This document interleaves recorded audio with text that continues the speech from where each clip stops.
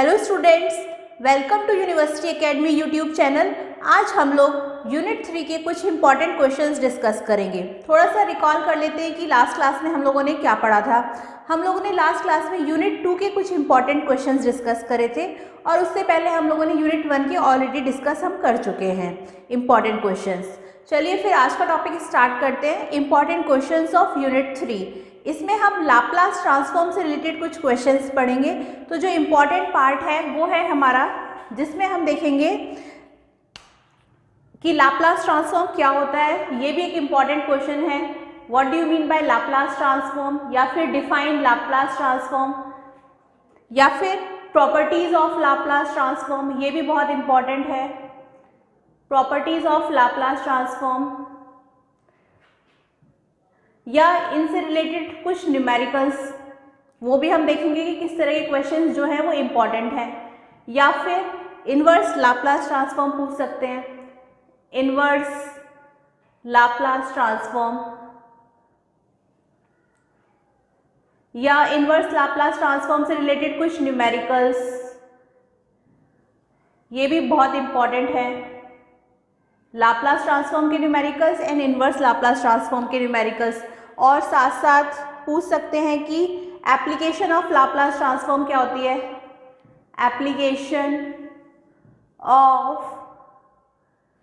Applications of Laplace transform, या फिर wave forms पूछी जा सकती हैं। ये भी मोस्ट इम्पॉर्टेंट है, वेव फॉर्म्स के ऊपर भी न्यूमेरिकल बनते हैं। तो ये जो है ये कुछ इम्पॉर्टेंट पार्ट हैं जो कि प्रीवियस एग्जाम से पूछे गए हैं और फ्यूचर में भी पूछे जा सकते हैं। इनसे रिलेटेड कुछ और भी इम्पॉर्टेंट है जो हम क्वेश्चंस में डिस्कस करेंगे। जैसे हमसे पूछा जा सकता है, कुछ क्वेश्चंस भी इम्पॉर्टेंट है, जैसे कि क्वेश्चंस भी देख लेते हैं हम लोग। जैसे पूछ सकते हैं कि what is region of convergence. ये मोस्ट इंपॉर्टेंट है, ये 2 मार्क्स में भी पूछा जा सकता है और 5 मार्क्स में भी। अगर इसे 5 मार्क्स में पूछेंगे तो इसमें हम कुछ न्यूमेरिकल्स भी ऐड कर देंगे। तो इम्पॉर्टेंट क्वेश्चन है कि what is region of convergence, जिसे हम ROC भी कहते हैं, रीजन ऑफ कन्वर्जेंस या फिर ROC। ये भी इंपॉर्टेंट क्वेश्चन है। इसके अलावा पूछ सकते हैं कि state initial and final value theorem, और इनसे रिलेटेड न्यूमेरिकल पूछे जा सकते हैं। State initial and final value theorem, या फिर इनिशियल और फाइनल वैल्यू थ्योरम के ऊपर न्यूमेरिकल पूछ सकते हैं। मैं यहाँ पर ये नहीं बता रही हूँ आपको डिटेल में, इनका मतलब सॉल्यूशन नहीं बता रही हूँ, क्योंकि वो मैं प्रीवियस लेक्चर में ऑलरेडी आपको बता चुकी हूँ, तो आप वहाँ जाकर देख सकते हैं। इसके अलावा जो इम्पोर्टेंट क्वेश्चन बनता है वो है कि give the advantage of Laplace transform. Laplace transform की एडवांटेज क्या है, ये मोस्ट इंपॉर्टेंट क्वेश्चन है और 2 to 5 मार्क्स में पूछा जा सकता है। इसको हम देख लेते हैं। इसका आंसर जो है वो अगर करना होगा एग्जाम में तो आप इस तरह से लिखेंगे कि जो इसमें एडवांटेज है वो, फर्स्ट एडवांटेज तो ये है कि सिग्नल्स विच आर नॉट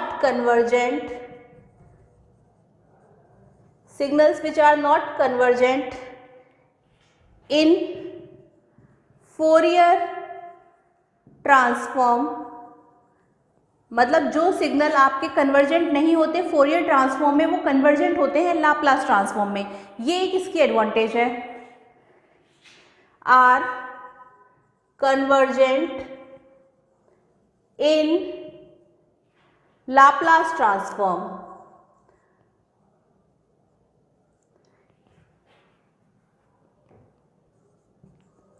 इसके अलावा जो इम्पॉर्टेंट एप्लीकेशन है वो है, एडवांटेज है वो है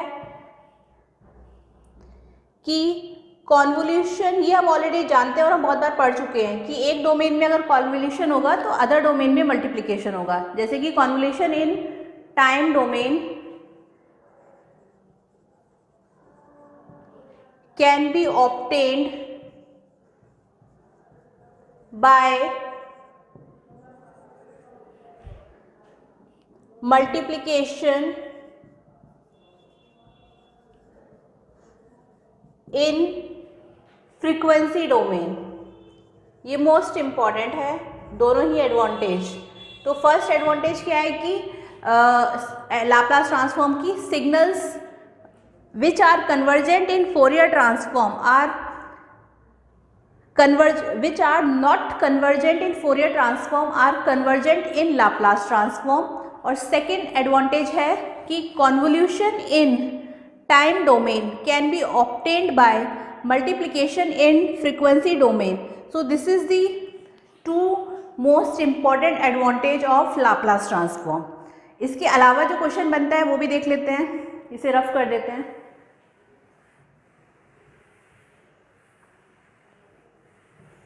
अगर आपको इनके अलावा भी कुछ एडवांटेज मिलती हैं तो आप वो भी लिख सकते हैं। ये मैंने सिर्फ आपको इसलिए बताया ताकि अगर आपको कहीं से सॉल्यूशन नहीं मिल रहा है तो आप ये यहाँ पे बता सकते हैं। इसके अलावा जो इम्पोर्टेंट क्वेश्चन है वो है कि पूछा जा सकता है कि right applications of Laplace transform, right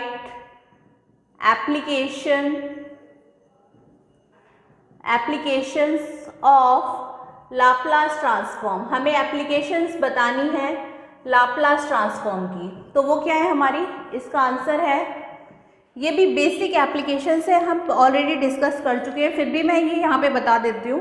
तो इसकी जो एप्लीकेशन है वो है कि फर्स्ट है large differential equation can be solve. जो बड़ी बड़ी डिफरेंशियल इक्वेशन होती हैं उन्हें हम सॉल्व कर सकते हैं। Large differential equations can be solve. और साथ साथ सेकेंड जो एप्लीकेशन है मोस्ट इम्पॉर्टेंट वो है कि इसमें यूज्ड इन, इसे हम यूज करते हैं इन इलेक्ट्रिकल, इसे हम ज़्यादातर यूज करते हैं इन इलेक्ट्रिकल, या फिर आप इसकी एक और एप्लीकेशन, इसे रहने दीजिए, दूसरी मैं सिंपल एप्लीकेशन बता देती हूँ, वो है आपकी, या इसी को देख लेते हैं, ये है used in electrical circuits. Used in electrical circuits for the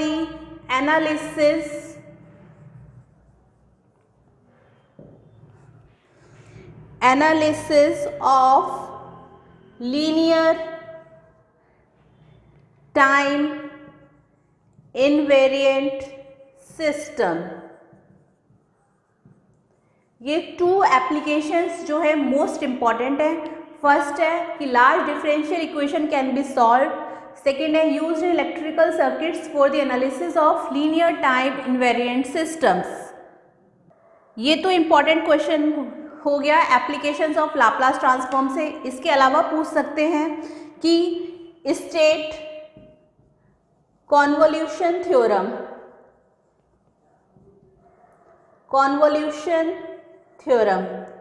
या फिर पूछ सकते हैं कि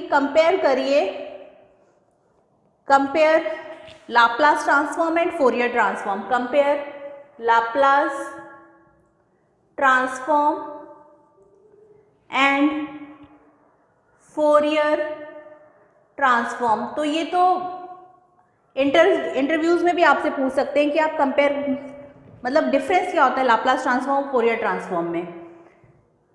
तो ये वैसे भी दोनों तरीके से इंपॉर्टेंट क्वेश्चन है। इसके अलावा पूछ सकते हैं स्टेट पार्सेवल्स थ्योरम।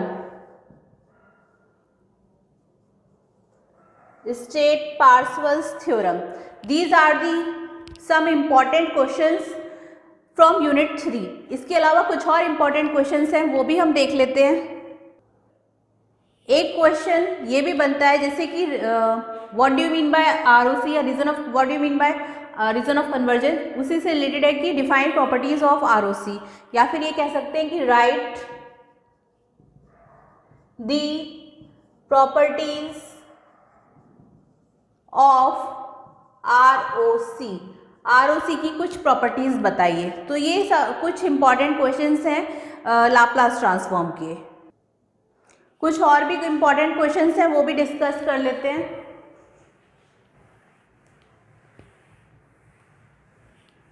अगर इसमें से किसी का भी सॉल्यूशन आपको नहीं मिल रहा है या प्रीवियस लेक्चर्स में से नहीं समझ में आ रहा है तो आप मुझे कमेंट सेक्शन में जाके बता सकते हैं। नेक्स्ट इंपॉर्टेंट क्वेश्चन है,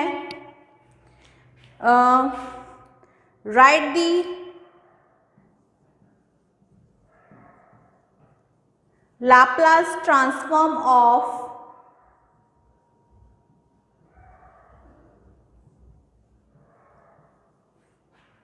यूनिट इम्पल्स, लाप्लास ट्रांसफॉर्म बताना है यूनिट इम्पल्स का या फिर यूनिट स्टेप्स या फिर यूनिट रैंप या फिर पैराबोलिक फंक्शन, पैराबोलिक फंक्शन। सो ये भी मोस्ट इंपॉर्टेंट क्वेश्चन बनता है यूनिट 3 में से कि right the Laplace transform of unit impulse, unit step, unit ramp, parabolic function. ठीक है, इसके अलावा कह सकते हैं कि ये हम अभी थोड़ी देर पहले हम देख चुके हैं कि define Laplace transform, Laplace transform क्या होता है इसको डिफाइन करिए, या फिर राइट इट्स प्रॉपर्टीज, इसकी प्रॉपर्टीज बताइए, राइट इट्स प्रॉपर्टीज। ठीक है, या फिर एक और इम्पॉर्टेंट क्वेश्चन है, ये भी मोस्ट इम्पॉर्टेंट क्वेश्चन है कि स्टेट एंड प्रूव, स्टेट भी करना है और प्रूफ भी करना है। State and proof initial and final value theorem of Laplace transform, theorem of Laplace transform. ये भी मोस्ट इंपॉर्टेंट क्वेश्चंस हैं। ये सारे क्वेश्चंस 5 to 10 मार्क्स में पूछे जा सकते हैं, तो ये आपको करने ही करने हैं। इसके अलावा जो क्वेश्चंस बनते हैं वो न्यूमेरिकल से रिलेटेड हैं, वो भी हम देख लेते हैं। जैसे कि इसे पहले रफ कर देते हैं।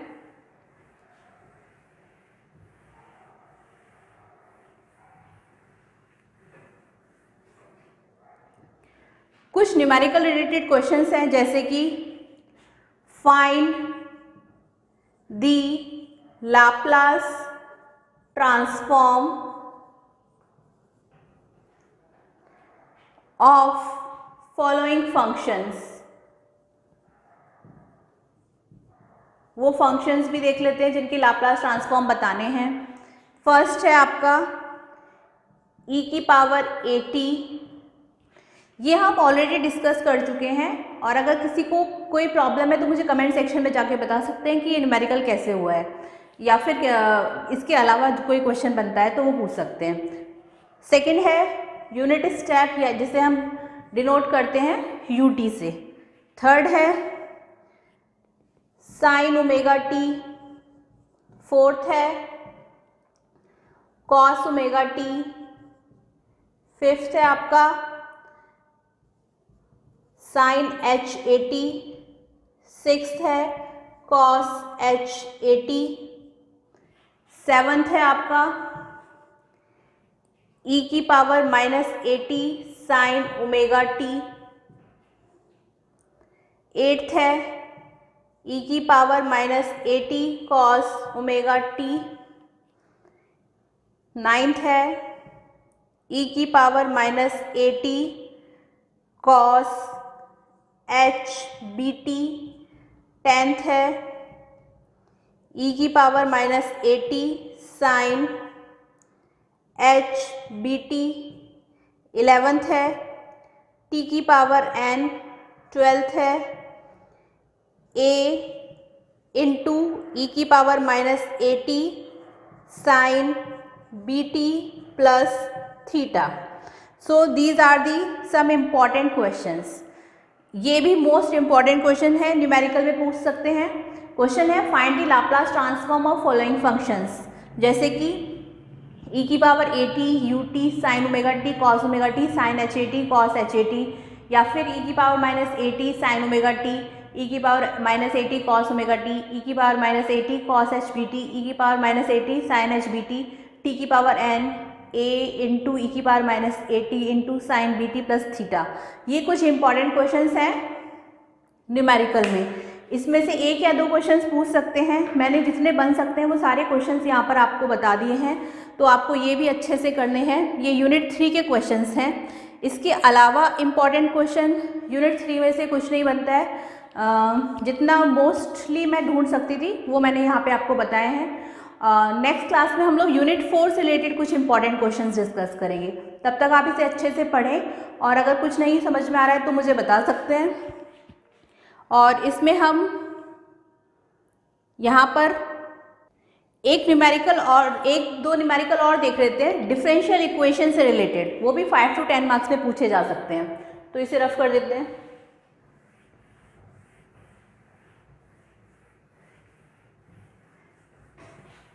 ये भी इंपॉर्टेंट क्वेश्चन है।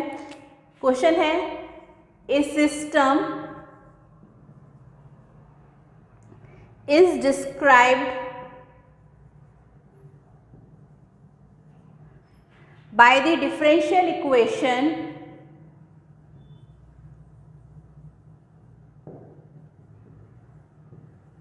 और डिफरेंशियल इक्वेशन हमारी है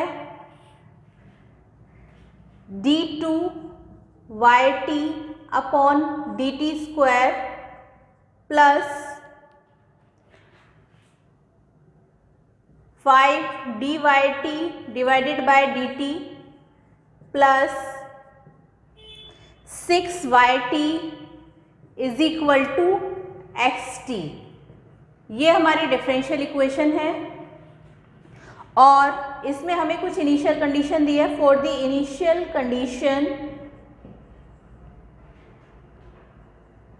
इनिशियल कंडीशन है dy0 divided by dt is equal to 2 and साथ साथ दिया हुआ है y0 is equal to 1 and input है xt is equal to ut। मतलब इनपुट जो है वो यूनिट स्टेप सिग्नल है। इनपुट है xt is equal to ut। ut is unit step signal. साथ में अब हमें इसमें कहा है कि find the free and forced response of the system. Free and force response of the system हमें फाइंड करना है। ठीक है, ये क्वेश्चन है कि a system is described by the differential equation. Differential equation given है वो है d2yt upon dt square plus 5dyt upon dt plus 6yt is equal to xt। For the initial conditions dy0 upon dt is equal to 2 and y0 is equal to 1 and input xt is equal to ut। Find the free and force response of the system. तो इसका solution देख लेते हैं। इसके solution में जो जो हमारे पास गिवन है वो देख लेते हैं।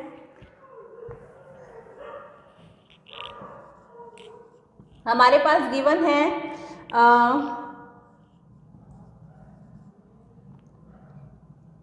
d2yt upon dt square plus 5dyt upon dt plus 6yt is equal to xt। ये तो हमें डिफरेंशियल इक्वेशन गिवन है। साथ साथ हमें इनिशियल कंडीशन दे रखी है जो कि है हमारे पास dy0 divided by dt is equal to 2, y0 is equal to 1, xt is equal to ut। ये हमें इनिशियल कंडीशंस गिवन है। dy0 divided by t dy0 upon dt is equal to 2, y0 is equal to 1, xt is equal to ut। ये initial conditions given है और हमें find करना है। ये तो हमें गिवन है ये सारा डेटा, और जो हमें फाइंड करना है वो है, फाइंड क्या करना है हमें, फाइंड करना है response of the system. Response of the system, response हमें फाइंड करना है जो कि है xt। तो हमें response of the system find करना है, ठीक है। So this is the given and find things जो थी वो हमने लिख दी है। अब देखते हैं कि आगे क्या करेंगे इसमें। तो ये सब रफ कर देते हैं पहले।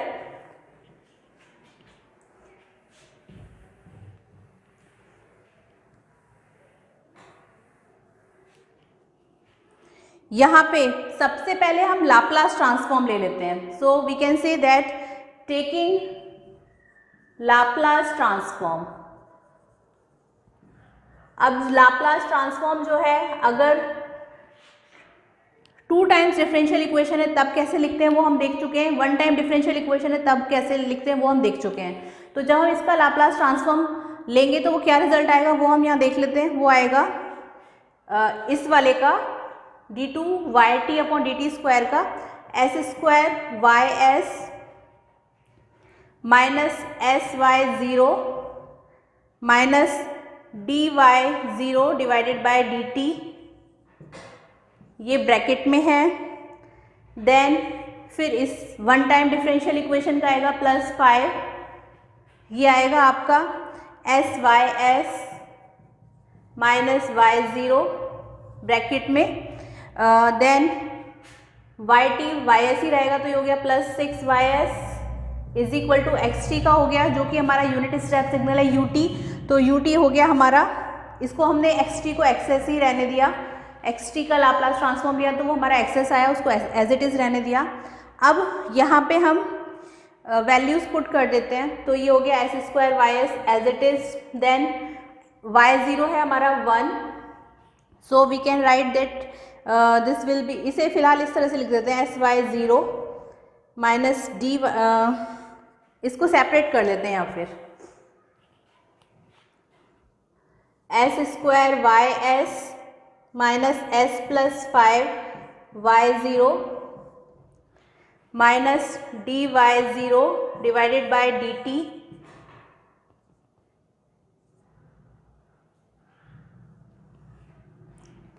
+5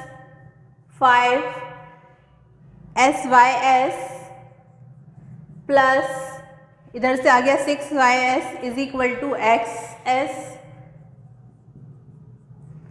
ये आ गया जब हमने इसे सेपरेट करके लिखा तब। अब इसमें हम इसे रफ कर देते हैं। तो इसे हम लिख सकते हैं s²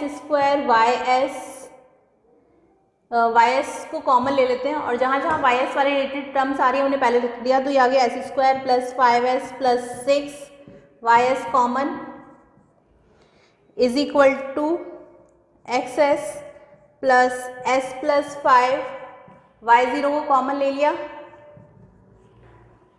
plus dy0 divided by dt। अब इसमें हम वैल्यूज़ पुट कर देंगे और उसके बाद ys जो यहाँ से आएगा उसको हम लिख लेंगे। पहले ys को लिख लेते हैं, तो ys आ जाएगा, ये सारी टर्म ऊपर हो जाएंगी और ये वाली टर्म नीचे आ जाएगी। तो ys आ गया s+5 y0 plus dy0 divided by dt, और ये पूरे का डिवाइड कर दिया पूरे में s² + 5s + 6 से। देन प्लस एक्सेस के नीचे आ जाएगा डिवाइडेड बाय s² + 5s + 6, ठीक है। यहाँ पे हमने ys टर्म को सेपरेट कर लिया, तो यहाँ से हमारे पास ये s² आ गया प्लस 5s + 6, वो हमने यहाँ लिख दिया। इसी तरह से फिर यहाँ से इक्वल के इधर आ गया एक्सेस और इक्वल के इधर हमने y0 टर्म को सेपरेट ले लिया, इधर साइड में ले लिया, इधर आके प्लस हो गई और ये dy0 बाय dt इधर आके प्लस हो गया। देन ys निकाला और ys को इसके साथ डिवाइड कर दिया और इसके साथ डिवाइड कर दिया, मतलब s+5 y0 then t plus t, मतलब दोनों को सेपरेट कर दिया। एक बार हमने एक्सेस के साथ ले लिया और एक बार इस पूरी टर्म के साथ ले लिया, ठीक है। इस तरीके से हमने इसे लिख दिया यहाँ पर। अब इसके बाद आगे जो हम करेंगे उसके लिए इसे रफ कर देते हैं। अब इसी टर्म में हम यहाँ फ्री और फोर्स टर्म हमें फाइंड करनी है, तो उसके लिए वी कैन से दैट जो फॉर्मूला होता है वो है मतलब सॉल्यूशन में हम कह सकते हैं कि द फर्स्ट टर्म, जो फर्स्ट टर्म है on right side of response depends only on the initial condition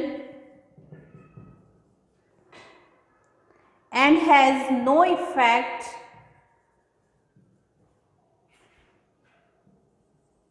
और उसका कोई इफेक्ट नहीं पड़ेगा of input, so it is called natural और फ्री रिस्पॉन्स, नेचुरल और फ्री रिस्पॉन्स। और वाइल जो सेकेंड टर्म थी, while second term is called forced response.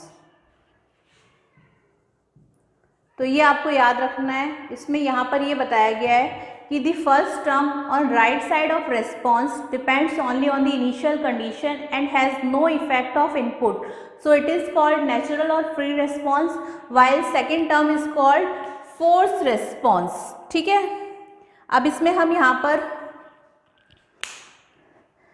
Initial condition substitute कर देते हैं, तभी आता है। इसमें इनिशियल कंडीशन हम सब्सटीट्यूट कर देते हैं, तो substituting the initial conditions, और initial conditions क्या थी हमारी, dy0 डिवाइडेड बाय dt जो है वो इज इक्वल टू 2 है, y0 इज इक्वल टू 1 है, और xs जो है यूनिट स्टेप सिग्नल है और जिसका लाप्लास ट्रांसफॉर्म होता है 1/s। ठीक है, अब इसमें वैल्यूज पुट कर देंगे तो जो रिजल्ट आता है वो मैं डायरेक्ट लिख देती हूँ यहाँ पे।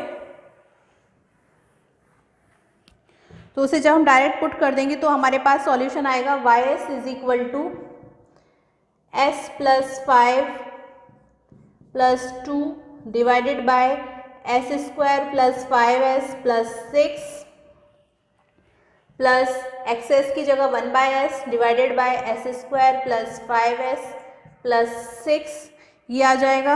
और इसको हम लिख सकते हैं ys is equal to s plus 7 divided by S square plus 5s plus 6 plus इसको हम लिख सकते हैं 1 divided by S square plus 5s plus 6।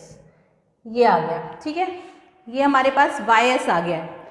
अब इसमें हम क्या करेंगे, यहाँ पर इसमें हम पहले ऊपर वाला ये रफ कर देते हैं। ये आपको याद रखना है कि जो नेचुरल है उसी को हम फ्री रिस्पॉन्स कह रहे हैं और जो सेकेंड टर्म है वो हमारी फोर्स्ड रिस्पॉन्स है। ठीक है, और यही हमें फाइंड करना है। तो यहाँ पे इसको जब हम लिख रहे हैं तो इसे हम इस तरीके से कर सकते हैं कि ys जो है वो है हमारा 5 डिवाइडेड बाय ये जो है इसको जब हम इक्वेशन को सॉल्व करेंगे, इसे मैं ऊपर लिख देती हूँ, यहाँ पे इस तरीके से लिख दीजिए s plus 7 divided by S square plus 5s plus 6 plus 1 divided by S square plus 5s plus 6। इसको रफ कर देते हैं। जब हम इसे सॉल्व करते हैं तो हमारे पास क्या आता है s plus 2 into S plus 3। So we can say that ys is equal to ये आ जाएगा हमारे पास s plus 7 s plus 2 s plus into S plus 3। ठीक है, प्लस यहाँ पर ये आ जाएगा हमारे पास 1 divided bye same s into S plus 2 into S plus 3 ये आ जाएगा। ठीक है, तो ये आ गया ys की वैल्यू। अब इसी में हम इसको लिख सकते हैं ys, जब आप इसे मैथमेटिकली सॉल्व करेंगे so we can say that it will come 5 upon s plus 2 -4 divided by s plus 3 plus 1/6 into 1/s minus 1/2 into 1/s plus 2 plus 1/3 into 1/s plus 3। ये आएगा जब आप इसे मैथमेटिकली सॉल्व करेंगे y(s) की value को, y(s) आ जाएगा ये। अब यहाँ पर हम इनवर्स लाप्लास ट्रांसफॉर्म लेंगे। So we can say that taking inverse Laplace transform on both side, दोनों ही साइड हमने इनवर्स लाप्लास ट्रांसफॉर्म ले लिया है। तब हमारे पास yt जो आएगा वो मैं सीधा वैल्यूज लिख देती हूँ, वो आएंगी yt is equal to 5e minus 2t ut minus 4e minus 3t ut plus 1/6 ut यहाँ से, then minus 1/2 e minus 2t, then यहाँ से प्लस 1/3 ये ut भी हो गया, then plus 1/3 e minus 3t ut। ये हमारे पास कुछ वैल्यूज़ आ रही हैं इस तरीके से। तो इसको ये रहने दीजिए, यहाँ पर इस तरह से लिख देते हैं, plus 1/3 e minus 3t ut। तो जब हमने इस इक्वेशन का इनवर्स लाप्लास ट्रांसफॉर्म लिया तो हमारे पास ये इक्वेशन जनरेट होती है, that is yt is equal to 5et e minus 2t minus 4e minus 3t ut plus 1/6 ut minus 1/2 e minus 2t plus 1/3 e minus 3t ut। अब इसमें ये तो हमारा फ्री रिस्पॉन्स है, दिस इज फ्री रिस्पॉन्स।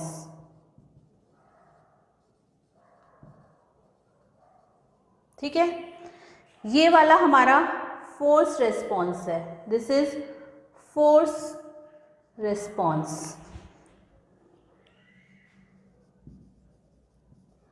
और ये पूरा का पूरा टोटल रिस्पॉन्स है, दिस इज टोटल रिस्पॉन्स।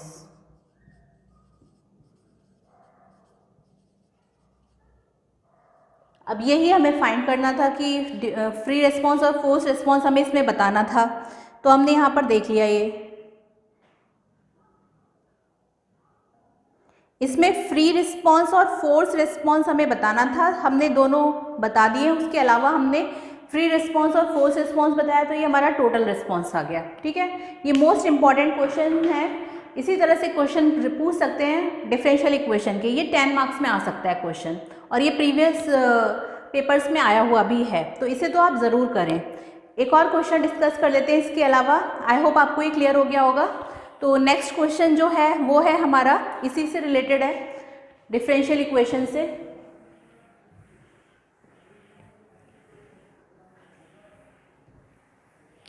जो मैंने प्रीवियस वीडियोस में आपको नहीं पढ़ाया है वही मैं यहाँ पे आपको पढ़ा रही हूँ।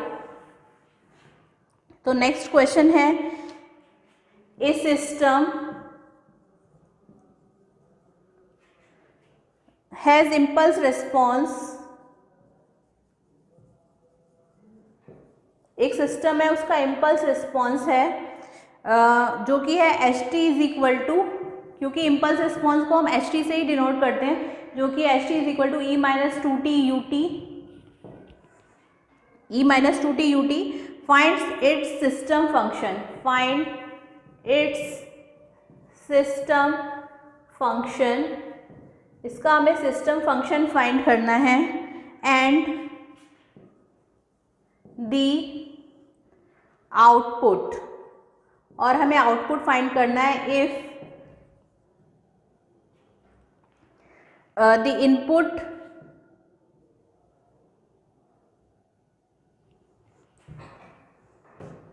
if the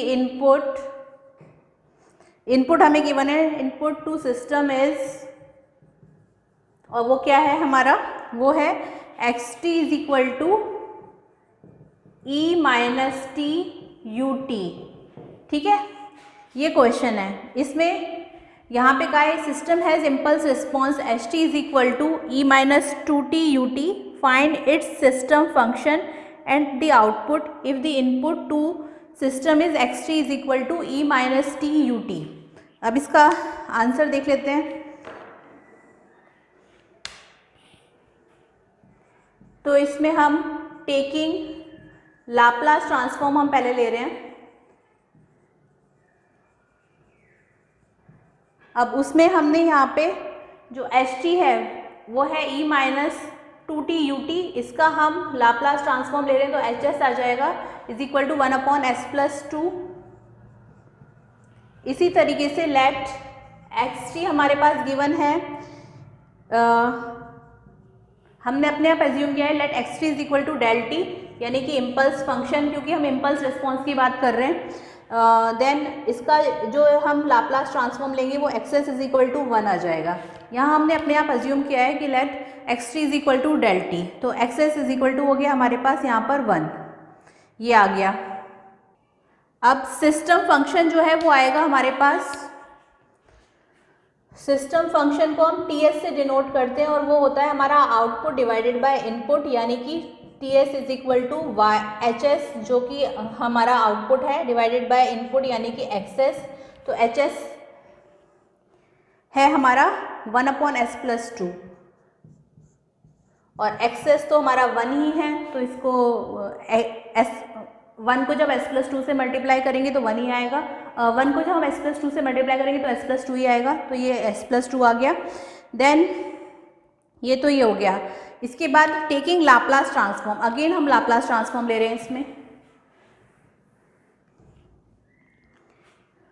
इसमें यहाँ पर एक्स टी पहले तो हम देख लेते हैं, एक्स टी जो था वो है हमारा X T is equal to E minus T U T. अब इसमें टेकिंग लाप्लास ट्रांसफॉर्म,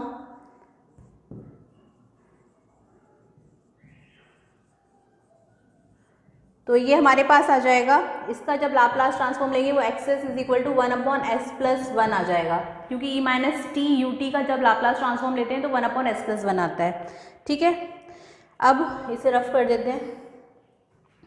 यहाँ पे जो आउटपुट है वो है हमारा Y S is equal to T S into X S. ठीक है,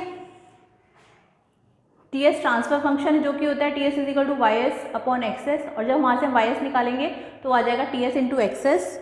तो यहाँ से वाई एस की वैल्यू आ जाएगी Y S is equal to 1 upon S plus 1 into S plus 2। ठीक है, ये आ गया। अब इसको हम लिख सकते हैं Y S is equal to, जब हम पार्शियल फ्रैक्शन लेंगे तो उसके बाद आ जाएगा 1 upon S plus 1, Y S is equal to 1 upon S plus 1 minus 1 upon S plus 2। अब यहाँ पे टेकिंग इनवर्स लाप्लास ट्रांसफॉर्म, अब हम यहाँ पे इनवर्स लाप्लास ट्रांसफॉर्म ले रहे हैं, तब क्या आएगा वो देख लेते हैं।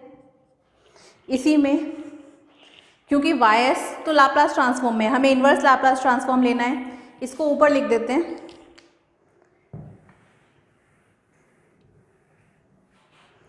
वाई एस है हमारा